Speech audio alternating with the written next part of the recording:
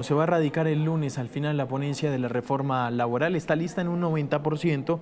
Hay unos puntos para ajustar que todavía no se han podido poner de acuerdo, pero ya está lista para el próximo lunes. Y por supuesto ha generado también detalles que se van conociendo de la discusión, la reacción de los gremios económicos. En especial hay puntos que tocan a las medianas y pequeñas empresas. El gremio que las agrupa es ACOPI, es el doctor Rodolfo Correa.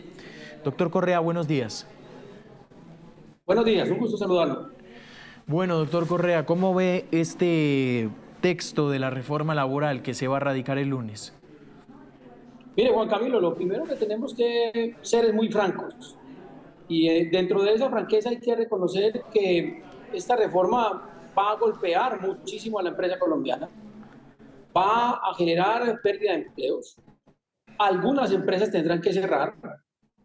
No obstante, entendiendo muy bien la coyuntura por la que atravesamos, los empresarios del país hemos decidido acompañar este proceso, auspiciando algunos ajustes que se han podido hacer en el marco de la negociación que a bien hemos tenido realizar con el Congreso de la República, en donde, tenemos que ser sinceros, hubo siempre una puerta abierta para que los gremios pudiéramos expresar nuestras opiniones, advertirle al país de los riesgos que se están corriendo con la mayor imposición de cargas económicas a las empresas de Colombia, con todo lo que eso iba a implicar para la economía.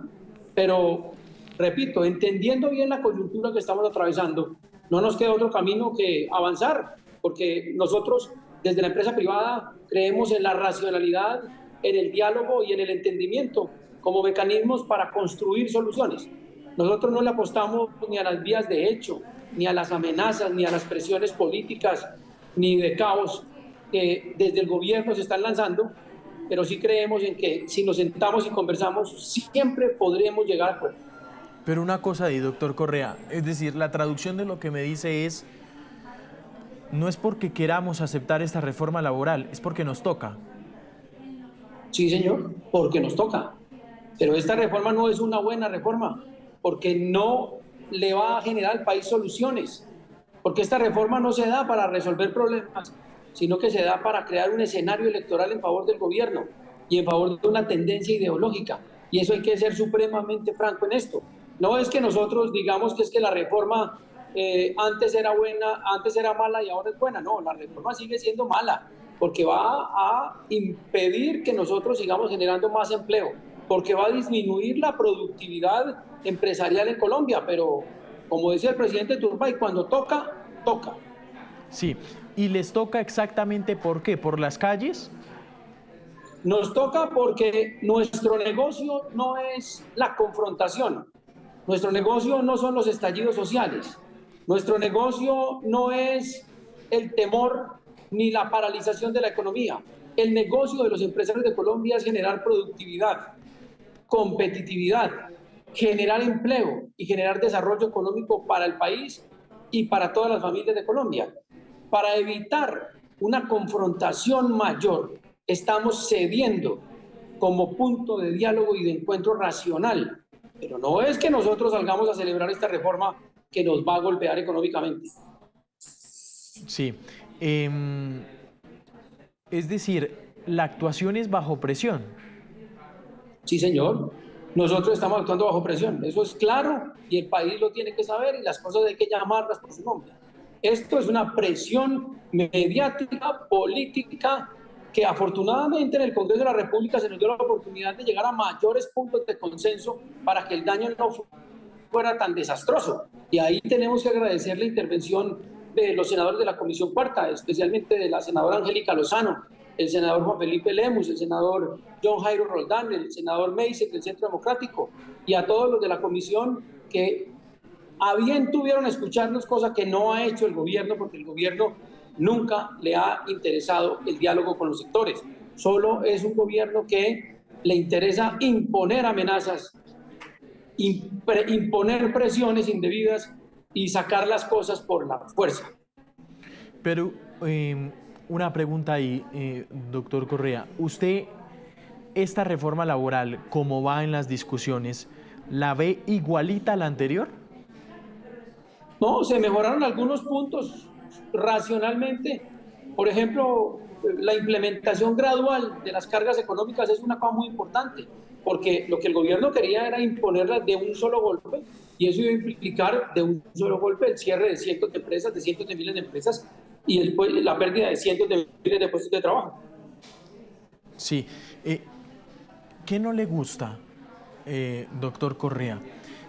¿Cuáles son los puntos para usted más graves para las medianas y pequeñas empresas? No, mire, vea, la imposición no dialogada de los recargos nocturnos, la elevación del pago de los dominicales y festivos, pero adicionalmente la imposición de obligaciones como el contrato a término indefinido de carácter general, el aumento en las indemnizaciones, el aumento en las licencias. Todo eso lo que genera en últimas es una gran carga económica para las empresas. Y yo quiero, Juan Camilo, que el país entienda una cosa en este momento. Y es que en realidad en nuestro país solamente el 25% de la población en edad de trabajar tiene un contrato de trabajo. Es decir, esto se hace para beneficiar al 25%, pero no va a beneficiar al 75% de la población, que es la que no tiene contrato laboral. Nosotros deberíamos estar, por lo menos en esta etapa, es concentrados en cómo aumentar la formalización laboral, es decir, la generación de empleo decente. Para que eso pase, no se le pueden estar imponiendo mayores cargas que comprometen la productividad y viabilidad financiera de las empresas, sino que por el contrario hay que crearse un modelo de estímulo tributario, de estímulo financiero para las empresas, de tal manera que puedan aumentarse los niveles de generación de empleo, porque, ojo, le estoy diciendo, solo el 25% tiene contrato de trabajo. Es decir, ¿cómo vamos a hacer para que el 75% que no tiene contrato de trabajo pueda tener un contrato de trabajo decente donde se le respeten las garantías mínimas? No, aquí no se trata, y el gobierno nunca ha pensado en cómo ayudarle al 75, sino cómo ayudar al 25, sí, apalancándose en mecanismos de presión a través de las centrales obreras. Pero también hay una discusión pues que muchos concuerdan, y es que las condiciones laborales hay que mejorarlas, y ese tema del recargo nocturno pues es urgente, ¿no, doctor Correa? Sí, evidentemente nosotros somos conscientes de que todo sistema laboral en el mundo es susceptible de mejoras, Juan Camilo, pero las mejoras tienen que ser en función de la capacidad que tiene la gente de dar respuesta a las exigencias. Es decir, si nosotros no tenemos una economía boyante, si nosotros tenemos unos niveles de inflación que comprometen la estabilidad financiera, si nosotros no somos una economía con capacidad exportadora, si no estamos generando condiciones para que venga la inversión extranjera a generar más empresa, crecimiento y riqueza en Colombia, pues tenemos que actuar conforme a la capacidad que tenemos. Nadie puede ser obligado a lo imposible. Y uno llega hasta el límite de la capacidad que tiene, Juan. Claro. El tema de los aprendices del SENA sigue siendo un tema de polémica.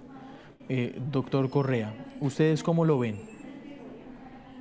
Pues mire, nosotros estamos insistiéndole al Senado en que el contrato de aprendiz no puede ser un contrato al que se le reconozca el 100% de las cargas laborales de un contrato laboral ordinario, porque es que el muchacho que va a aprender va a eso, él no va a producir, él va por el contrario a ocupar el tiempo de la empresa que le va a enseñar a trabajar. Entonces, en ese sentido, claro que el muchacho necesita un auspicio, un patrocinio, necesita unas garantías económicas mínimas, pero no pueden convertirlo en un trabajador a full costo, porque entonces se van a seguir aumentando los costos de la producción. ¿Y qué pasa, Juan Camilo, en una sociedad como estas en las que le aumentan en la práctica el 11% al salario mínimo y luego le aumentan las cargas prestacionales a los trabajadores? Y ya vamos más o menos en que una empresa en Colombia, micro, pequeña o mediana, tiene que pagar el 65% de su ingreso bruto en cargas estatales. Imagínese, usted monta un negocio y tiene un socio que se lleva el 65% sin hacer nada. ¿Quién va a querer montar una empresa en Colombia en esas condiciones? Máxime cuando mire el dato, el 95% de las empresas en Colombia son microempresas. Y la microempresa es una empresa de autoempleo o de generación de empleo familiar o de entornos vecinales o familiares. De manera que si usted le aumenta las cargas a la microempresa, lo que está comprometiendo es el empleo y la ocupación. Esta reforma, doctor Correa, ¿destruye empleos? ¿Sigue destruyendo empleos? ¿Y cuántos empleos ustedes más o menos calculan que va a acabar? La anterior reforma estábamos calculando que podría llevar a la pérdida de entre 500.000 y 1.000.000 de empleos formales. Sí. Estamos esperando cómo va a quedar la última versión. Ayer estuvimos trabajando hasta muy tarde, repito, gracias a la apertura de los miembros de la Comisión Cuarta en escucharnos. Vamos a ver cuál es el borrador final que se va a presentar el próximo lunes y ahí empezaremos a hacer los cálculos de cuál va a ser el verdadero impacto. Pero le anticipo, va a haber impacto. Se van a perder empleos y se van a cerrar empresas. Yo tengo una pregunta. ¿Eso cómo funciona, doctor Correa? Ustedes se sientan y usted dice, levanta la mano. Entonces dice, ojo con lo de los recargos nocturnos. No nos parece, bueno, todo lo que acaba usted de exponer. ¿Y qué le contestan? Pues mire, afortunadamente hemos tenido muchas sesiones con los senadores. Sí. Y en esas sesiones hemos explicado con cifras cuál va a ser el impacto de cada una de ellas. Los senadores han estado dispuestos a entender esto y están buscando un punto de moderación en donde el impacto no sea tan altamente negativo, con base en lo que les decimos. Y ellos racionalizan, deciden o no incorporarlo en el texto. Pero en últimas, el que tiene el poder de incorporar o excluir de una norma es el Congreso de la República. Claro. Pues muy bien, ahí están las inquietudes de ACOPI a propósito de esta reforma laboral próxima a su radicación el próximo lunes. ¿Usted cree que entra una reforma con mayor consenso o igual? Yo creo que entra una reforma por lo menos con un diálogo básico, Juan Camilo. Es que la anterior reforma fue una imposición del gobierno. El gobierno nunca le interesó sentarse a conversar con nosotros a ver cómo lográbamos mitigar los efectos de esto. El gobierno llegó, la tiró y la impuso y después cuando no se la aprobaron dijeron, si no, entonces vamos a prender este país. Dios mío, el propio Estado diciendo que va a prender el país. Entonces, mire Juan, algunos empresarios decían, ¿y por qué no vamos a una huelga general de empresarios? Y les decía yo, ¿pero una huelga contra quién? Contra el que quiere acabar la empresa en Colombia. No tiene ningún sentido. Aquí lo que tenemos que buscar es sentarnos a llegar a los puntos mínimos de consenso y escuche esta expresión, entre los males, el mal menor. Claro. Bueno, señor Correa, gracias por estos segundos. No, Juan Camilo, con todo gusto. Estamos aquí muy pendientes de todo este proceso, cómo va evolucionando. El lunes será un día decisivo para el futuro de las pymes de Colombia. Nosotros finalmente quiero decirle que estamos insistiendo en el Congreso de forma muy respetuosa que por lo menos las microempresas queden excluidas de esto o se establezca un régimen especial para las micro con mayor progresividad, porque si no vamos a tener un fuerte golpe a los índices de ocupación formal.